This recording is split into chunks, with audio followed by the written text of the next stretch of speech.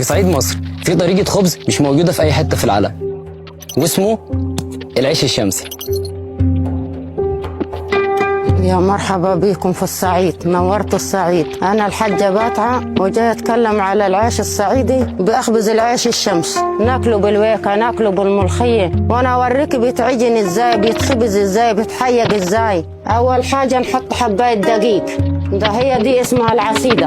نحط لها دنشة ملح لحياق العيش. ده حنكب المية الباردة كده اللي هي حنعجن بيها. ده نرد عشان العيش ما يشبكش في المقارص. كده نبتدي نحط الخميرة اللي هي بتخلي العيش يخمر. نحط الدقيق عشان نعجن كده. نخلص احنا التدفين، نبتدي نقطع. لازم نحطه في الدقيق عشان ما يشبكش في يدينا. نبتدي كل ما نقطع رغيف على ما نشف وشه نسويه على المقارص عشان يبقى مرتاح. كل طلبات العيش الشمسي ده اللي احنا تعودنا عليه، وطلعنا لقينا الكبار بيعملوه، اماتنا وجداتنا.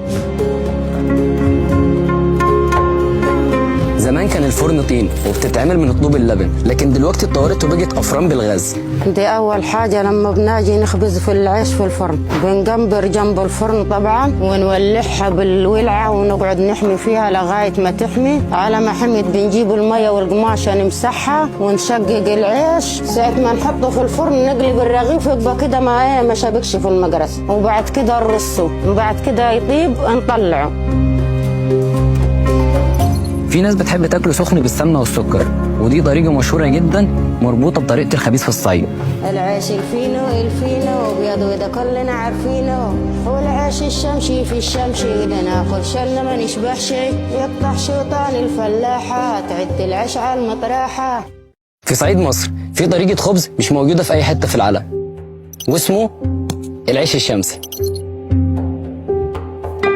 يا مرحبا بكم في الصعيد، نورتوا الصعيد. أنا الحاجة باتعة وجاي أتكلم على العيش الصعيدي بأخبز العيش الشمسي. ناكله بالويكة، ناكله. في صعيد مصر في طريقة خبز مش موجودة في أي حتة في العالم، واسمه العيش الشمسي.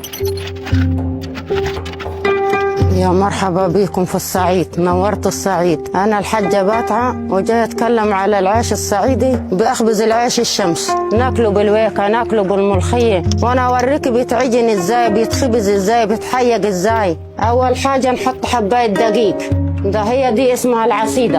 نحط لها دنشة ملح لحياق العيش. ده حنكب المية الباردة كده اللي هي حنعجن بيها. ده نرد عشان العيش ما يشبكش في المقارص. كده نبتدي نحط الخميرة اللي هي بتخلي العيش يخمر. نحط الدقيق عشان نعجن كده. نخلص احنا